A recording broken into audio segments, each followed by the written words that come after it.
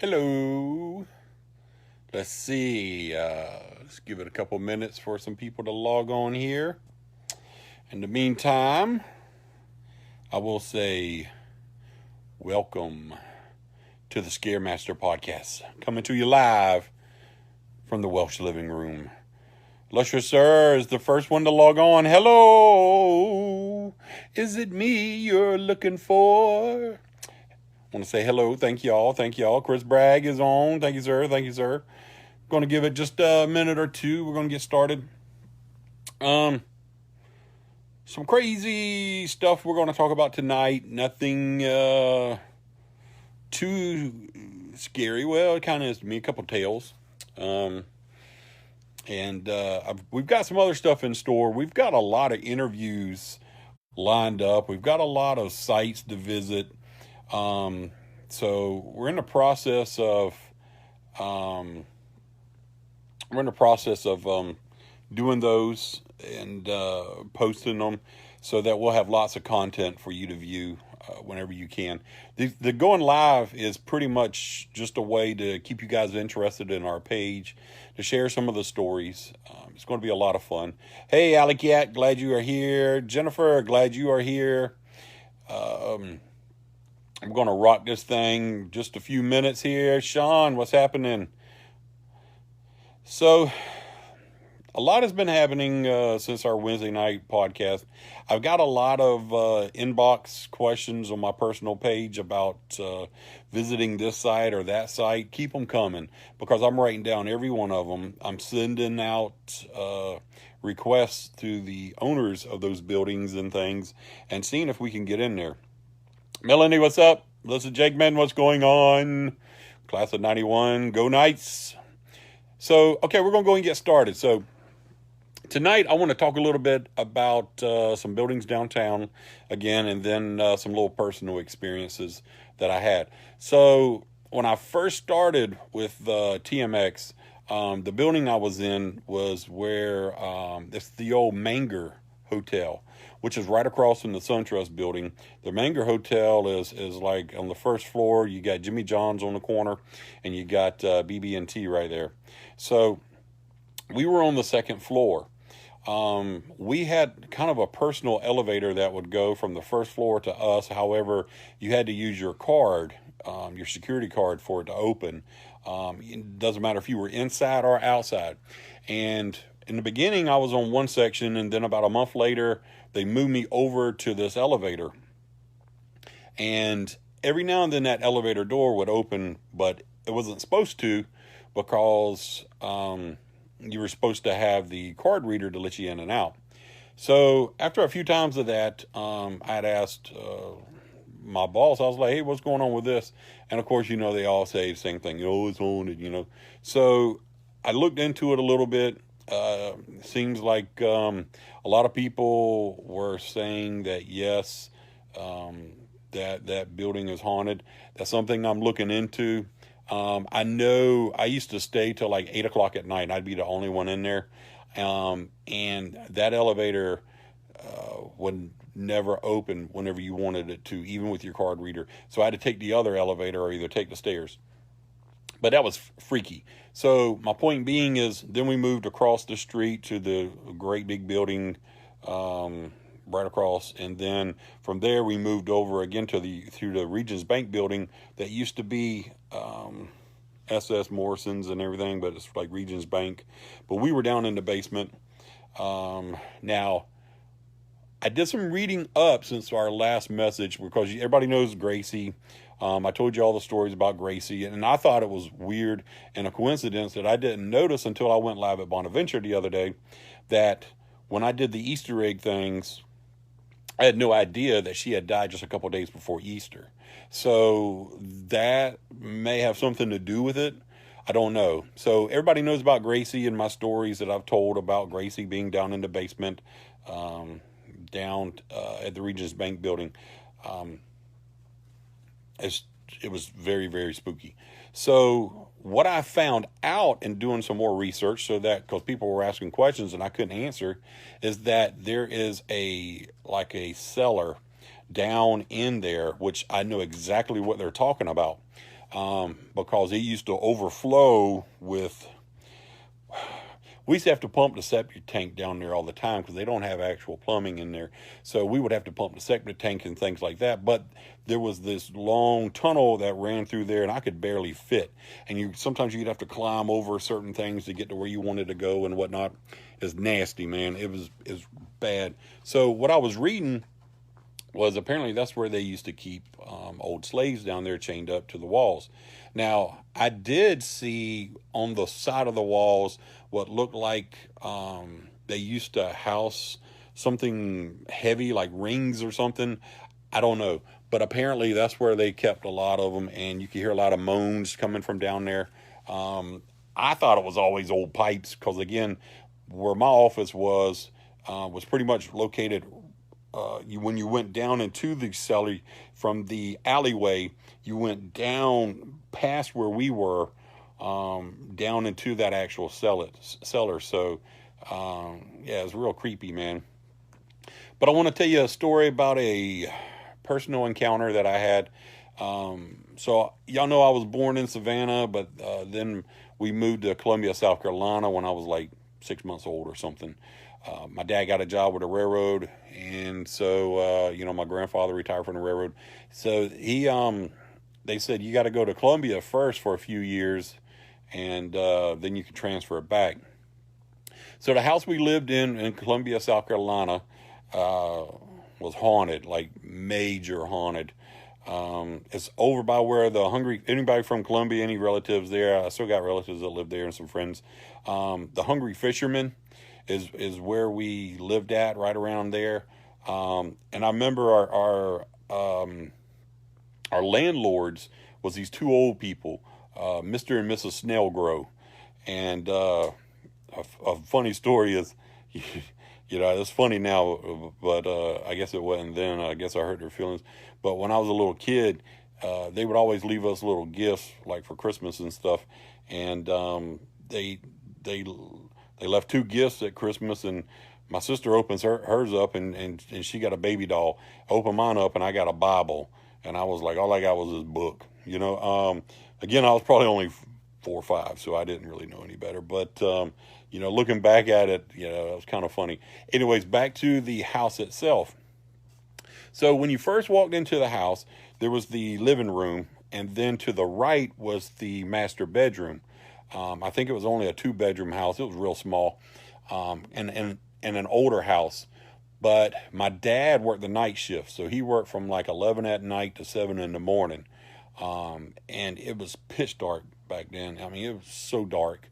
And my mom used to have me and my sister sleep with her in the bed. I guess because she was scared or we were scared. So I remember this happened several times. Waking up, I was on the far left of the bed, and I remember waking up and looking out, and you could see right through the door into the living room. You could see everything. You see TV. We had this little rocking chair on the left. We had this other chair on the right and everything, a couch and whatnot. And I remember looking out, and the TV was on. There was a man sitting like in the chair, like not necessarily a recliner that we had, and then there was a little boy on the ground, just playing, watching TV. And then this lady came from the kitchen. There was a small hall that she came through, and she had like a tray of like sandwiches. And so I couldn't believe what I was seeing here. And I was like, oh man, I didn't want to see this. So I kind of pulled the covers up. You know how you do when you get scared. You just kind of pull the covers up here and was scared. And I didn't want to look. Well, I got hot.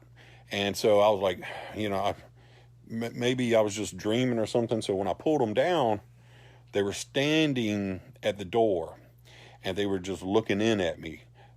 The man, the lady, and the little boy was peeking around the door jamb, looking inside the bedroom and just staring at me. This happened 3 or 4 times that I can remember. Little did I know until growing up later, and if my sister is watching, she can vouch for it, is that she saw the same thing. My mom said she saw him all the time. Well, apparently as we got older, we also found out who we think the man, the lady, and the little boy is. Little boy used to be, his name was Joey. Some believe that he may have been my Uncle Bubba's son or something. So we think it was him who died. Him and his mom, and we believe the mom was his mother, but I believe they died in a fire in their home. So it was real sad. And the man, I believe, was a friend of, I can't remember. If my mom's watching, if you want to comment on here and tell us, but, they used to come and visit. I don't know why. It seems like a long way to go. But anyway, so that was always a scary deal to us. I do know that a lot of times you would see stuff at the back of the house, and a ladder. I can remember a ladder falling and going right back up. One night, it was weird.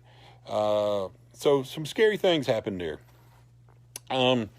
Now, going back to Georgetown, I had some other people talk about way back in the Grove Point Road section again, and talking about some slave quarters back there or whatnot. I don't remember any of that. I never saw any of that. But they claimed that a lot of that stuff back there was haunted. I will tell you that I rode by the other day, but I wasn't able to get video, but I will, of the cemetery that is still in those woods. And I'm hoping somebody will be outside so that we could talk to them about, they didn't move those graves. I don't care what they say down Grove Point Road. They built them houses right on top of there. It's pretty freaky, pretty scary. So give a quick shout out here to a few people real quick before we start moving along, because I want to appreciate y'all checking us out. So Melanie's here again. Let's see, Carolyn's here. My cousin Mark, my cousin Emmett. Hey, Karen. My sister's here watching. Scott, what's happening? Natalie, what's happening? Now, Natalie, she grew up in G-Town with us. I don't know if she's still here. Natalie, if you're still here, give me a thumbs up. Me and her brother used to hang out in Georgetown a lot when we were teenagers and kids. Weird stuff, man, what happened back in Georgetown days. I'm going to probably be checking Rich out and seeing what's going on with him. We'll give you some updates on some other stories that we're working on. I just wanted to reach out to you guys tonight. I've got some good stories that I'm saving for tomorrow. So tonight was just a kind of, hey, thanks for watching. Stay tuned, and just wait till tomorrow at 8 o'clock. Because you're really going to be surprised on what we got going on. I think Moody's been working on her Sasquatch yells. Oh! That's a werewolf. So we're going to try to work on some Sasquatch yells. If you can do a Sasquatch yell, upload it, please. Love to put them together and shoot them out.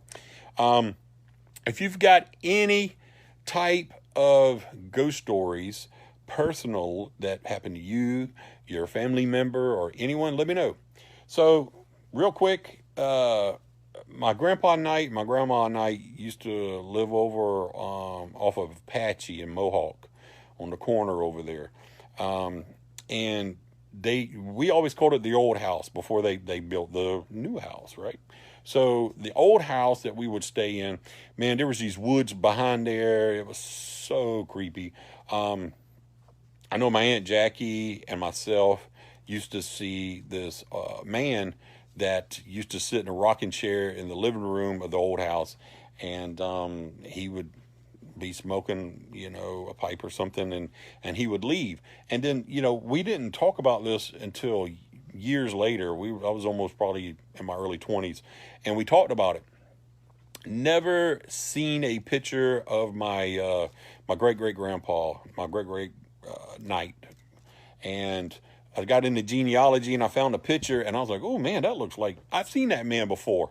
Well, when I uploaded it on Facebook one time, my Aunt Jackie was like, that's the man I used to see. So it's weird that that's who we used to see in that house. Not to make anybody in my mom's family mad, but he was a very, very mean man. They lived in McRae, Georgia. He was very, very mean. The preacher wouldn't start church until he got there. That's how mean he was. He was so mean that he used to really, let's just say he was not a nice person, put it that way, to his family. I will tell you that he was so mean that my grandpa's brother shot him 6 times and emptied the gun and made sure he was dead. That's how bad. And I can tell you, his wife picked the gun up, reloaded it, and said, "Here, shoot him some more." That's how bad it was. Luckily, he got off. He took his hat, put it on the fence post, shot it. When the sheriff got there, the sheriff was also a family member. They said it was self-defense. He shot, and then he shot back. So, yeah, crazy stories, man. His Uncle Jack, the reason what I'm leading up to is that, so up in McRae, Georgia, it's supposedly really haunted. There's this old cemetery up there. My great-great-grandpa had a brother, and his brother's name was Jack. Jack was meaner than him. He was so mean. He got drunk on Christmas Eve and beat his wife. He used to beat his wife all the time, and beat her so bad that she left, walked down, and told her dad, and her dad got the brothers, and they went down there and cut his head off, threw it underneath the house, set the house on fire. All this is leading up to something. So all they found was the head underneath and the body laying out in the somewhere, all burned up and crispy. So they buried them, all of them when they died and everything. They buried them in the section of the woods way out, and it's spooky. We went out there probably when I was like 14, 15, and took a bunch of pictures and stuff, and you could see a lot of apparitions in the photos. If Daddy or Mama or Aunt Jackie, anybody that's on here that went out there, Uncle Junior, everybody that took photos, there was probably 3 or 4 of us taking pictures. Back with the old 110 cameras, the Kodaks, you saw faces in the graves. You saw mist, like blue mist. It looks like figures. It was really, really creepy. I went back about 10 years ago to check it out. They had cleared all the land except for around there. So when my great-great-grandpa died, he used to have these like indentured servants, and he had a favorite one. His name was Spider. And so when he died, he had left some stuff to Spider, and the family pretty much split it up, but they couldn't do anything with the land. They couldn't do anything with the house. The house was so haunted that the indentured servants ended up burning it down. They said that Old Man Night is what they called him, was coming and haunting them, and they couldn't stay there. They couldn't stay out in the barn and their shacks that they had out there. It was too creepy, so they burned everything down. Now, between my great-great-uncle Jack and my great-great-grandpa being so mean, they said, again, they were so mean that the preacher wouldn't start church until they got there. Because one day, I guess the preacher had said something like they had gotten a little late because something happened to one of the mules or something. So he walked up there and pistol whipped the preacher and then told him, "You can start now." So they were some mean dudes back then, man. I think that their souls have not rested, and that's what's going on today up in McRae. I plan on taking a trip up there. I'm going to go to that cemetery and take some pictures. Hopefully we'll get some good stuff. I will tell you an update on some equipment. My dad is ordering a ghost box, so hopefully we can get some sounds off of that. That'll be awesome. If you are interested in going with us to not necessarily an investigation, I don't like calling them that. It's more or less of a, hey, we're going to go check this stuff out. you're more than welcome to come if we have room. There will be rules, take it seriously. No provoking the spirits and things like that. Several issues and whatnot. So I want to thank y'all for watching. I do have some t-shirts. I got to give a shout out to my buddy Robert Madrano. He's going to be hooking up some t-shirts coming out soon. And we got some other things. So be prepared tomorrow night at 8 o'clock. I will be going live with some fresh new stories for you guys. So tonight, if you're looking for a good scary movie, what's a good scary movie, Moody? I don't know. She don't know. So, Nick, what's happening? I see you on. Shannon, what's happening? I hope you and Jimmy are watching and doing good. Again, and I'm repeating myself a little bit here. If you have a story that you've heard about that is supposedly haunted and you want me to check it out and do some research on it and go to it, I'll be more than happy. I will tell you tomorrow I'll probably run by Bonaventure. There's a couple spots I want to go there. I'm not going live, but I'm going to do some videos, and then I'll end up posting them for you guys to watch, which will lead up to some stories for tomorrow night. I got to give a shout out to my nephew Jay, who graduated today from Effingham. Good job. They did the car drive-through. I know illustrious sir had a daughter graduate as well. Congratulations to her, and congratulations to all the graduates out there. And let's not forget the GED class of 2020. Congratulations as also. So tune in tomorrow, 8 o'clock p.m. for some more scary stories. And as we say, Moody, you got to say? Hope to scare you there. We hope to scare you there. Stay spooky, Savannah.